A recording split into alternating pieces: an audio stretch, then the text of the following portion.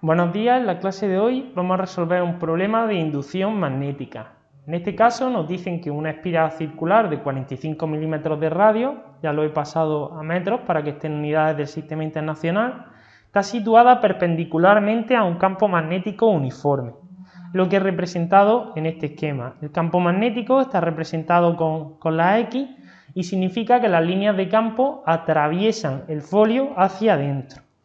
La superficie, la espiral circular, nos dicen que es perpendicular al campo.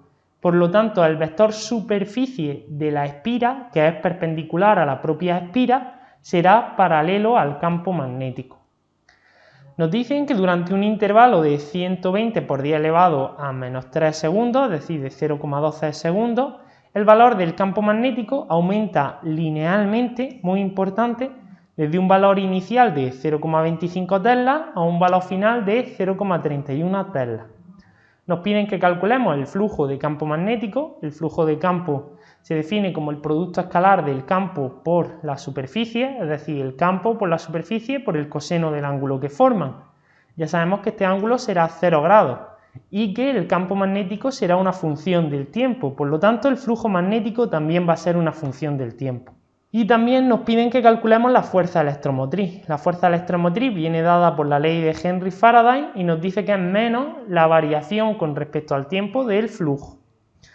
Una vez hayamos calculado el flujo en todo ese intervalo de tiempo y la fuerza electromotriz inducida, nos piden que hagamos un esquema de la situación y que razonemos cuál es el sentido de la corriente inducida. El sentido de la corriente inducida siempre va a venir dado por la ley de Lenz, que nos dice que la corriente inducida genera un campo magnético que se opone a la variación de flujo que la produce. Bien, pues con todos estos conceptos claros ya podemos comenzar a resolver el problema. En primer lugar, queremos calcular el flujo magnético, que será una función del tiempo y que lo obtendremos como el producto de la función en el tiempo del campo magnético por la superficie, pi por r al cuadrado, al ser una circunferencia, por el coseno del ángulo que forman, 0 grados. Necesitamos obtener primero esta función del campo magnético con el tiempo. El enunciado nos dice que es lineal, por lo tanto, esta función debe de ser de la forma la pendiente por el tiempo más la ordenada en el origen, la ecuación de una recta.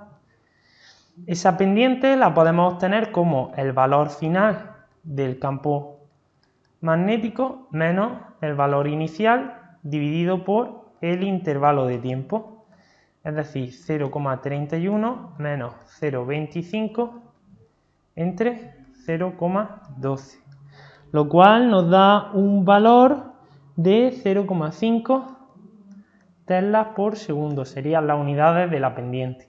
Y la ordenada en el origen pues será simplemente el valor inicial de la intensidad de campo magnético, es decir, 0,25 tesla.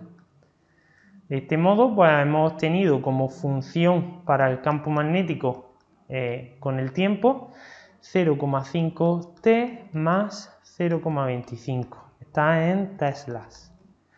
Ya que tenemos esta expresión, pues podemos obtener la expresión del flujo magnético en el tiempo.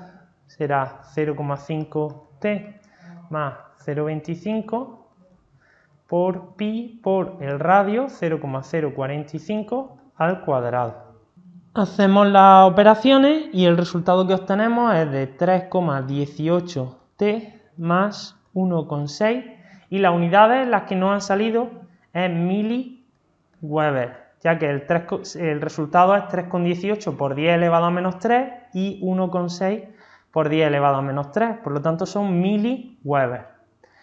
¿Vale? Esta sería la función del flujo magnético con el tiempo del flujo magnético que atraviesa la espiral, pero lo que nos piden es el valor del flujo en todo ese intervalo del tiempo.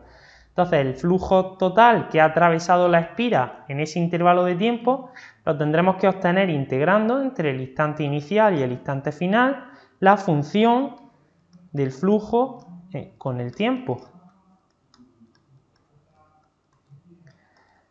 Evaluamos la integral y se obtiene 3,18 por t cuadrado partido por 2 más 1,6 t.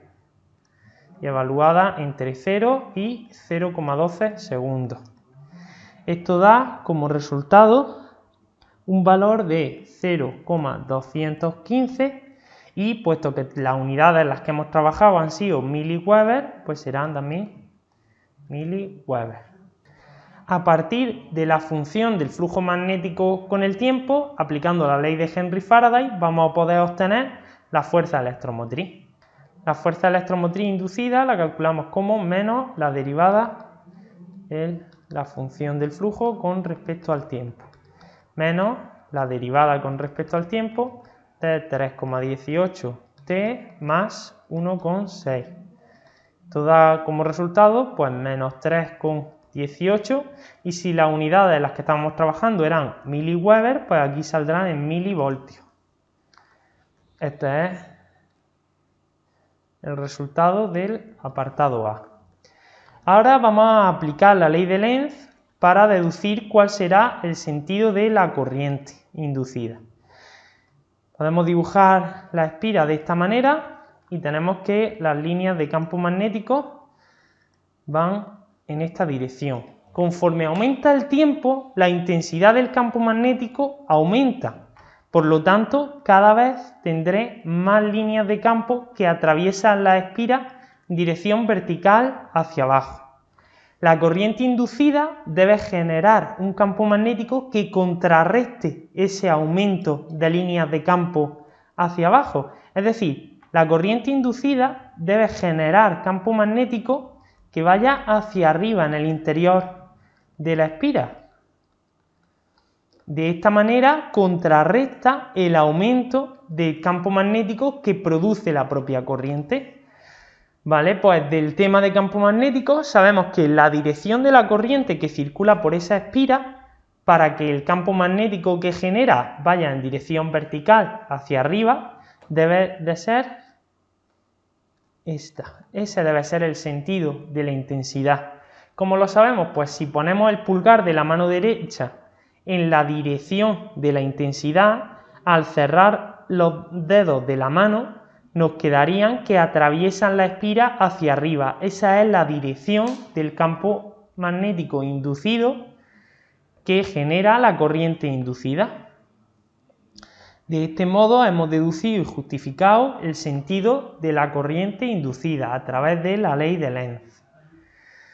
Bueno, este ha sido el ejercicio. Espero que se entienda bien y nos vemos en la próxima clase.